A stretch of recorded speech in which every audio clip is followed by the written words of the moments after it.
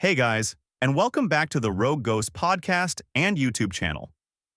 We're thrilled to have you join us for our fourth video and Apple Podcast episode. Our mission is to delve into the world of true crime, the unexplained, and the unsolved.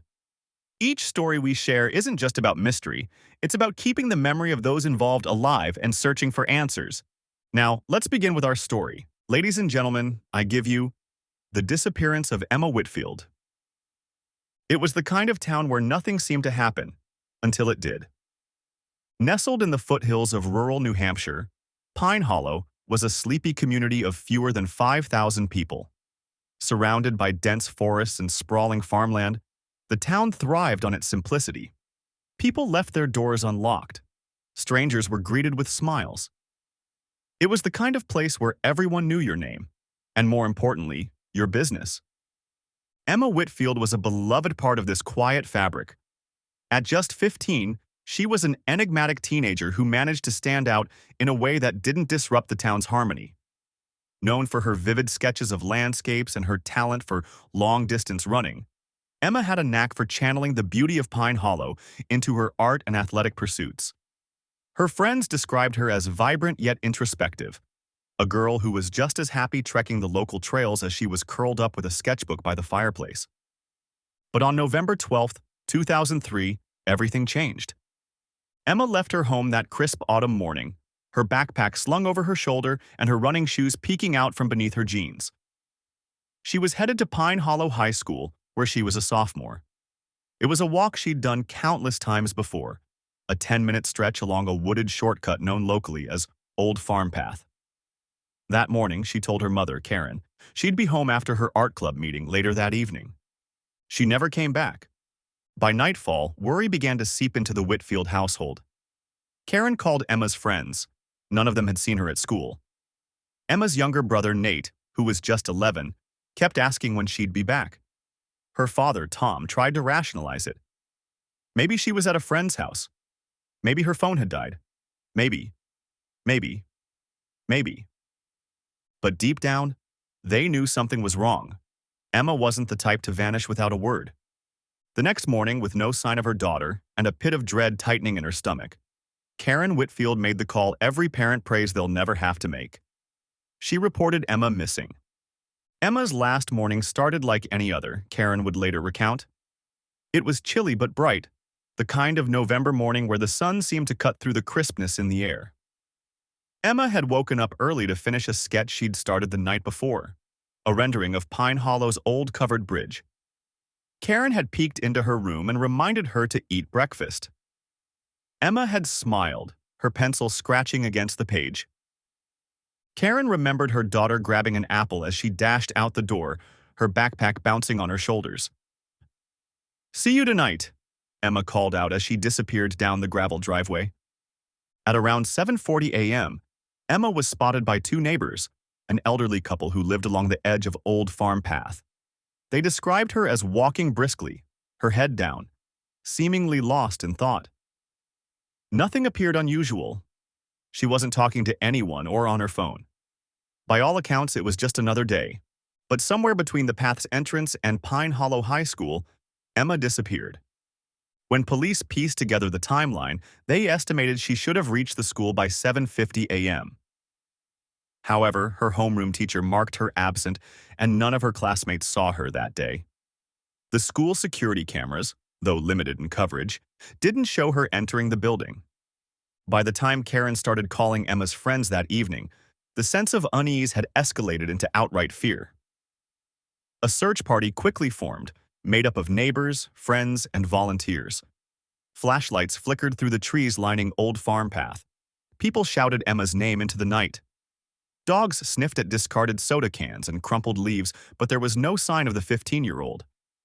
By dawn, the search expanded beyond the woods, spilling into nearby roads and open fields.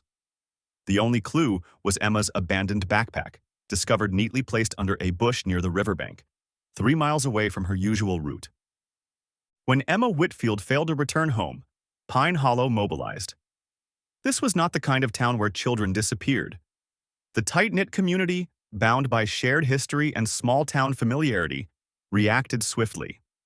By the morning of November 13th, 2003, a full-scale search was underway. Karen Whitfield recalled the moment she realized her daughter was missing. It felt like the ground had been ripped out from under me. You think these things happen somewhere else? Not here? Not to us? Her voice cracked as she recounted the memory during a local news broadcast days later. Word spread fast. Volunteers armed with flashlights, gloves, and layers of warm clothing combed through the woods surrounding Old Farm Path. They moved in tight, deliberate lines, calling Emma's name, their voices echoing against the bare trees. Among them was Tom Whitfield, who refused to rest despite having been out all night. "I couldn't stop looking," he later told reporters. "What if she was cold? What if she needed help?" Law enforcement joined the efforts later that morning, deploying K9 units to trace Emma's scent. The dogs led searchers to a small clearing just off Old Farm Path, but the trail abruptly stopped. Officers speculated that Emma might have been picked up by a vehicle. Still, there was no sign of a struggle, no discarded belongings, no scuff marks in the dirt, nothing to suggest what might have happened to the teenager. By mid-afternoon, helicopters equipped with thermal imaging scanners scoured the surrounding areas. Local rivers and ponds were also inspected, their icy waters yielding no evidence. "It was as if she vanished into thin air," said Sheriff Paul Harlan, who led the investigation. As the investigation deepened, witnesses came forward with potential sightings. A gas station clerk located roughly a mile from the riverbank reported seeing a girl matching Emma's description the morning she disappeared. Grainy surveillance footage showed a figure walking along the roadside, but the image was too blurry to confirm her identity. Another lead came from a truck driver who claimed to have seen a young girl being forced into a dark sedan near Old Farm Path. However, his account was inconsistent, and no evidence corroborated his statement. Despite the growing uncertainty, the Whitfield family clung to hope. Karen and Tom made public pleas for Emma's safe return, their faces etched with exhaustion and desperation. "If anyone has her, please bring her back," Karen begged during a press conference. "She's our baby. We just want her home." As days turned into weeks, the town's unity began to splinter under the weight of unanswered questions. Rumors started swirling. Some whispered that Emma had planned to run away, citing her artistic temperament and occasional bouts of teenage rebellion. Others speculated about a predator lurking in the woods, targeting unsuspecting girls. Emma's friends pushed back against the runaway theory. "She loved this town," said her best friend, Chloe Davis. "She wouldn't just leave like that. Emma was happy. She was excited about her art show at school." Police began to expand their list of persons of interest, including a local handyman with a history of stalking and harassment. However, his alibi, working a roofing job miles away at the time of Emma's disappearance, checked out. As winter descended on Pine Hollow, the search effort slowed. Snow blanketed the woods, erasing any trace of the footprints and paths that searchers might have missed. The case remained active, but leads dwindled, and the Whitfields were left in limbo. For Karen, the absence of answers was unbearable. "Every day is a nightmare," she said. "I keep thinking about her out there, alone and scared, and it kills me." The first real clue came 2 days after Emma's disappearance. A group of searchers scouring the riverbank stumbled upon her backpack tucked beneath a bush. It was zipped up and neatly placed, as if someone had deliberately set it there. Inside were her art supplies, a half-eaten apple, and her phone, turned off. The sight chilled Karen Whitfield. "Emma was so particular about her things," she said. "She wouldn't have just left her backpack like that." The discovery raised more questions than answers. If Emma had voluntarily left, why leave her phone and belongings behind? And if foul play was involved, why wasn't the backpack discarded further away? Police theorized that the location of the backpack might have been intentional. As the days stretched into weeks, the search for Emma Whitfield took a darker turn. The hopeful atmosphere that had united Pine Hollow in the immediate aftermath of her disappearance gave way to fear, suspicion, and an undercurrent of mistrust. For the Whitfield family, the weight of unanswered questions was almost as unbearable as Emma's absence. In the early days of the investigation, police turned to those closest to Emma, hoping to piece together a profile of the missing girl. Emma's mother, Karen, described her as a free spirit but deeply grounded in her family life. She loved her friends, her art, and running. She had dreams of going to college in Boston, Karen said. She wasn't the type to just leave. Emma's best friend, Chloe Davis, echoed that sentiment. She was really excited about an art show coming up at school. She'd been working on this huge watercolor of the covered bridge. It was gorgeous. Emma was happy. She didn't have a reason to run away. Still, investigators probed every angle. Had Emma been involved in a secret relationship? Was she harboring some kind of trouble that no one knew about? Her friends and family vehemently denied these possibilities, but police couldn't afford to rule anything out. Emma's younger brother, Nate, provided a haunting memory.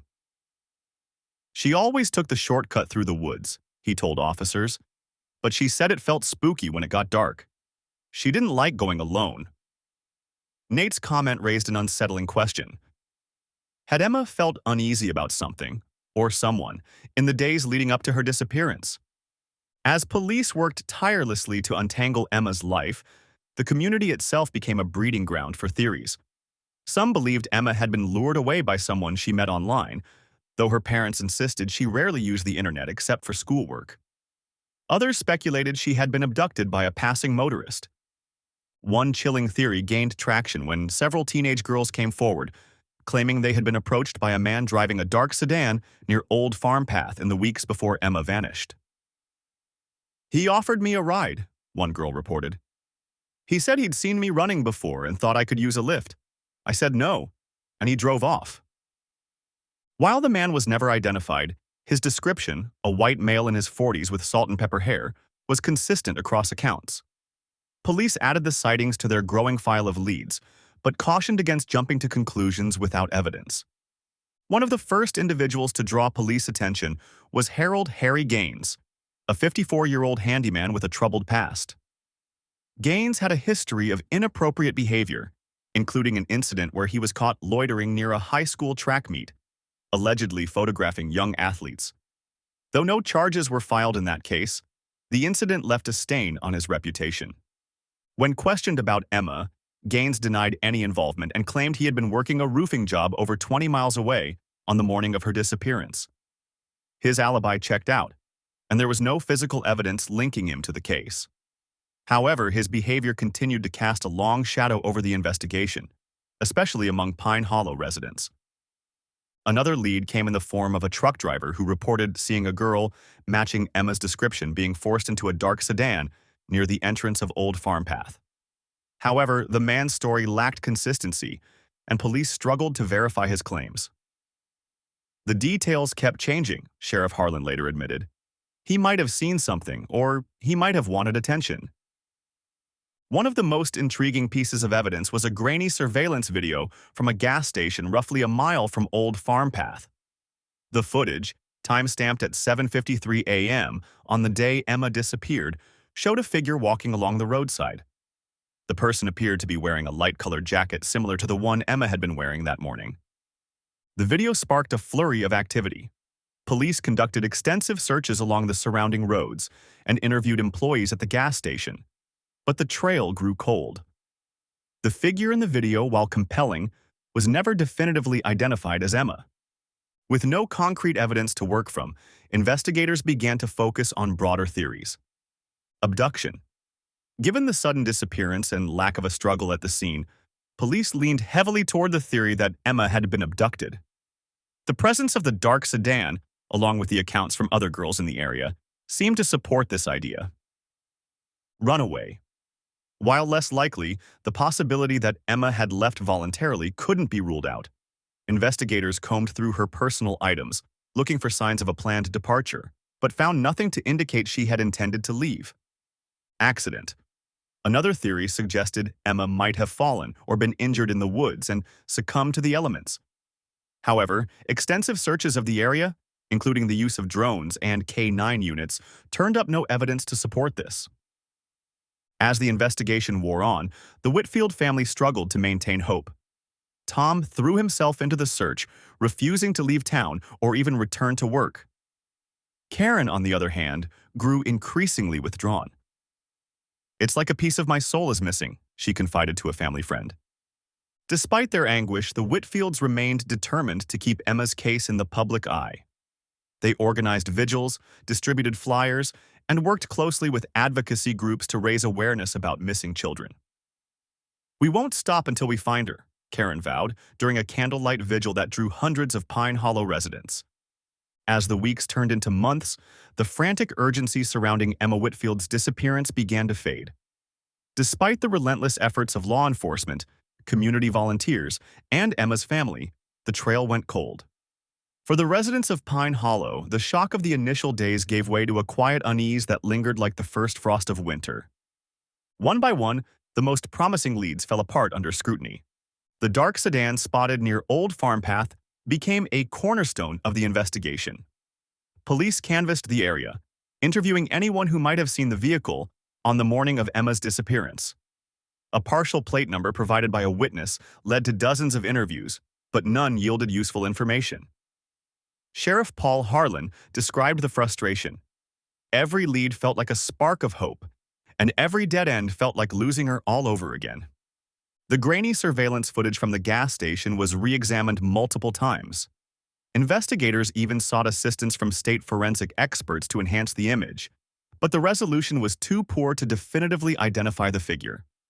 Without a clearer image, the footage remained a haunting question mark. The truck driver's account, initially treated as credible, unraveled under closer examination. His shifting story and lack of corroborating evidence cast doubt on his testimony. Eventually, police dismissed him as an unreliable witness. As Emma's case grew colder, media coverage intensified. National outlets picked up the story, dubbing it the mystery of Pine Hollow. The Whitfields appeared on morning shows, tearfully pleading for any information that could lead to their daughter's safe return. While the media attention helped keep Emma's case in the public eye, it also brought an influx of false leads. Tips poured in from across the country, ranging from alleged sightings in neighboring states to wild claims of abduction conspiracies. Each tip required investigation, stretching the already thin resources of the Pine Hollow Police Department. "People mean well, but it's overwhelming," Sheriff Harlan admitted. "We were chasing shadows while the real answers stayed out of reach." As the investigation stalled, new theories began to emerge, some grounded in evidence, others fueled by speculation. A local perpetrator. Many in Pine Hollow believed that whoever had taken Emma was someone from the community. The idea that a neighbor or acquaintance could be responsible sent ripples of paranoia through the town. People began to scrutinize each other, questioning the intentions of those they'd known for years. An opportunistic stranger. Some investigators leaned toward the idea that Emma had been taken by a transient or passerby. Pine Hollow was located along a major highway, making it possible that someone driving through the area had seen Emma walking alone and acted impulsively. Voluntary disappearance. Though unlikely, the theory that Emma had left of her own accord persisted among skeptics. However, her parents vehemently rejected this notion, pointing to the discovery of her backpack and the lack of any preparatory signs. A hunting accident or cover-up. As hunting season began, some speculated that Emma might have been accidentally shot in the woods and that her body had been hidden to avoid legal repercussions. This theory, though chilling, lacked any supporting evidence. For the Whitfields, the passing months brought no solace. Tom Whitfield, once a pragmatic and steady presence, became consumed by the search. He spent hours driving the back roads of Pine Hollow, posting flyers and scanning the forest with binoculars. "I couldn't just sit at home and do nothing," he said. "Every second I wasn't looking for her felt like failing her." Karen, on the other hand, withdrew from the public eye. Friends described her as a shell of her former self, her days marked by sleepless nights and tearful prayers. "She'd sit by the phone just waiting for it to ring," said a family friend. "Every time it didn't, you could see her breaking a little more." Even Nate, Emma's younger brother, struggled under the weight of her absence. He stopped attending school regularly, his grades plummeted, and he began lashing out at friends who mentioned Emma's name. "She was his big sister," Tom explained. "She was his world." As Pine Hollow settled into winter, the collective grief of the town became palpable. Candlelight vigils continued, though attendance dwindled over time. The town square's bulletin board, once plastered with missing flyers, began to look sparse. A snowstorm in January 2004 buried the woods and trails, halting search efforts altogether. Sheriff Harlan acknowledged the growing sense of defeat. No one wanted to admit it, but we were running out of places to look and people to question. Despite the waning momentum, a core group of volunteers refused to give up. They launched an online campaign to keep Emma's story alive, creating a website and social media pages dedicated to her case. The campaign drew national attention, sparking new interest in her disappearance but failing to generate any significant breakthroughs. By early 2004, Emma Whitfield's disappearance had settled into the tragic category of cold cases. The Whitfield family and the town of Pine Hollow continued to hope, but with every passing month that hope dimmed. It wasn't until years later that the case would take a dramatic and unexpected turn. In November 2008, nearly 5 years to the day since Emma went missing, a hunter stumbled upon an unusual find deep in the forest surrounding Pine Hollow. While tracking deer, he noticed a bright object wedged in a crevice between rocks. Upon closer inspection, he realized it was a single running shoe. It was faded and weathered, but intact. The hunter immediately contacted authorities. The shoe was identified as belonging to Emma Whitfield, confirmed by her mother, who recognized the distinct teal stripe on the side. "I bought those shoes for her 2 weeks before she disappeared," Karen said tearfully. The discovery reignited the investigation, though it raised as many questions as it answered. The area where the shoe was found was nearly 7 miles from Old Farm Path, in a section of forest that had been searched extensively in the early days of the investigation. How had the shoe ended up there? Was it moved later, or had it been overlooked? The discovery prompted a renewed search of the surrounding area. Forensic teams combed the site, but no additional evidence was found. However, the shoe's location suggested Emma, or whoever took her, had ventured far deeper into the wilderness than previously suspected. The discovery of the shoe breathed new life into the case. Advances in forensic technology since Emma's disappearance provided investigators with tools that hadn't been available in 2003. Her backpack, which had been stored in evidence for years, was re-examined using modern DNA analysis techniques. To everyone's shock, the tests revealed trace amounts of DNA that didn't belong to Emma or her immediate family. The sample was small and degraded, but it was enough to suggest the involvement of another individual. Investigators ran the DNA through national databases but found no matches. Still, it was the first concrete evidence pointing to foul play. In early 2009, as news of the shoe and DNA analysis circulated, a new witness came forward. A man named Richard Carpenter, who had been working as a landscaper in Pine Hollow in 2003, claimed he had seen a suspicious vehicle parked near Old Farm Path the morning Emma disappeared. "I remember because it was unusual," Carpenter told investigators. "It was an older car, maybe a dark green sedan, parked near the edge of the woods. I didn't think much of it at the time, but I noticed it was still there when I drove back through later in the day." Carpenter's account matched earlier reports of a dark sedan, reigniting interest in the theory that Emma had been abducted. Police worked to track down vehicles matching the description in the area during that time, but with so many years having passed, the trail was frustratingly cold.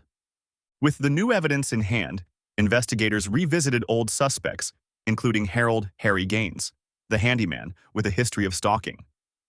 Though his alibi had held up during the initial investigation, police now viewed it with fresh skepticism. Interviews with his former co-workers revealed that Gaines had left the roofing site several times that day, supposedly to pick up supplies. However, the timing of his trips was inconsistent with earlier statements. Gaines was brought in for questioning but denied any involvement. A search of his property yielded no evidence linking him to Emma. However, his name remained on the list of potential suspects. Another figure under renewed scrutiny was a transient laborer named Jack Rollins, who had been working in the area at the time of Emma's disappearance. Rollins had left Pine Hollow shortly after November 2003 and had a history of arrests for assault and theft. Police located him living in another state and interviewed him extensively, but no solid evidence emerged. With the new developments, investigators refined their theories. Abduction and murder.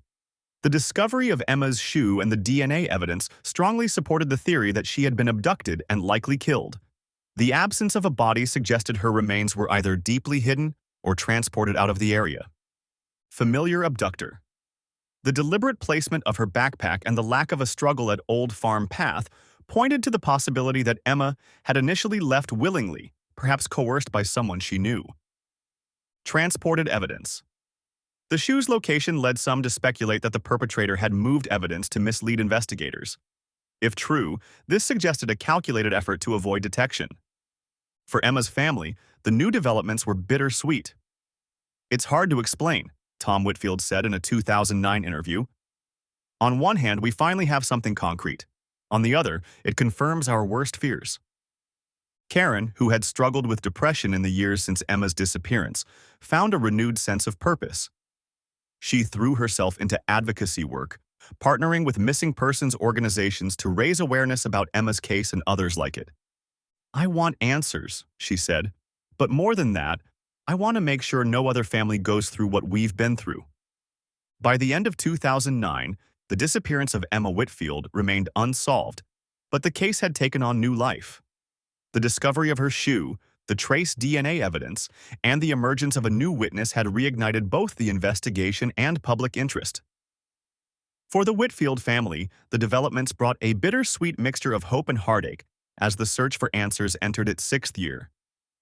Despite the new evidence, police were unable to identify a suspect conclusively.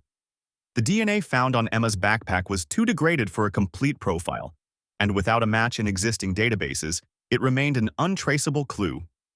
The dark sedan reported by multiple witnesses became a focal point, but no viable leads emerged. Investigators continued to explore the possibility that Emma had been taken by someone she knew. This theory was supported by the lack of a struggle and the careful placement of her backpack. Sheriff Paul Harlan, who had led the case since day one, summarized the prevailing theory in a press briefing. "We believe Emma may have been lured or coerced into leaving Old Farm Path. Whether she knew her abductor or was manipulated by a stranger remains uncertain." Despite extensive efforts, the search for Emma's remains yielded no results. The dense forests and rugged terrain surrounding Pine Hollow presented an overwhelming challenge, even with modern search technology. Winter weather had further erased potential evidence, leaving investigators with few options. For Pine Hollow, Emma's disappearance marked the end of its small-town innocence. Once a place where children played freely and neighbors trusted one another, the town had become a community defined by cautious glances and locked doors. "It's not the same anymore," one resident lamented. "We used to feel safe here. Now there's always a shadow." Emma's case became a cautionary tale, especially for parents. Old Farm Path, once a popular shortcut for students, was avoided entirely, and many parents began driving their children to school, even if they lived just blocks away.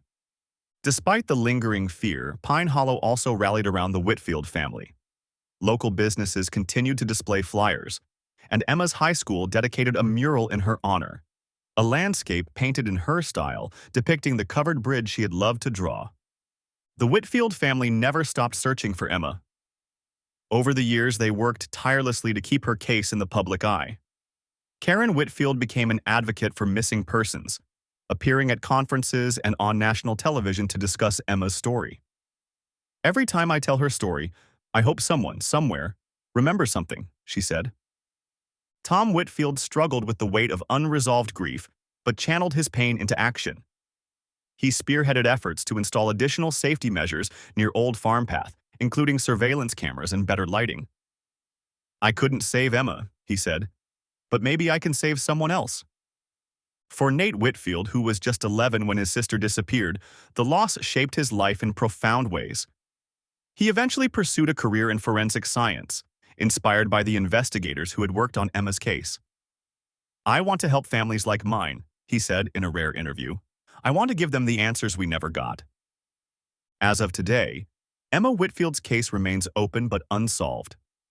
Advances in technology, including improvements in DNA analysis and geospatial mapping, continue to provide hope that new breakthroughs might one day emerge. The Whitfields remain in close contact with law enforcement, who review the case periodically for opportunities to revisit evidence or pursue new leads.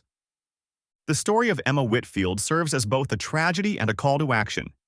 It underscores the resilience of a family determined to seek justice and the power of a community united in its grief. Yet it also serves as a reminder of the fragility of life and the enduring pain of unanswered questions. For Karen Whitfield, the message is simple. Someone out there knows what happened to Emma.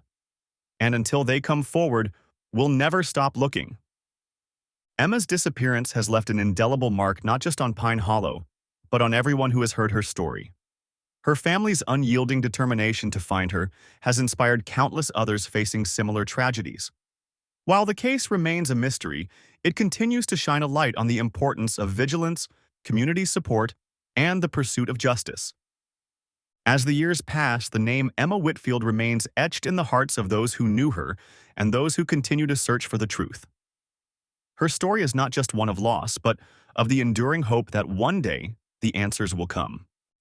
Thanks for watching. If you enjoyed tonight's stories, don't forget to hit that like button, subscribe to the Rogue Ghost, and ring the bell icon so you never miss another chilling tale. Share your thoughts in the comments below and let us know which story kept you up the most. Until next time, stay safe, stay curious, and I'll see you in the next video.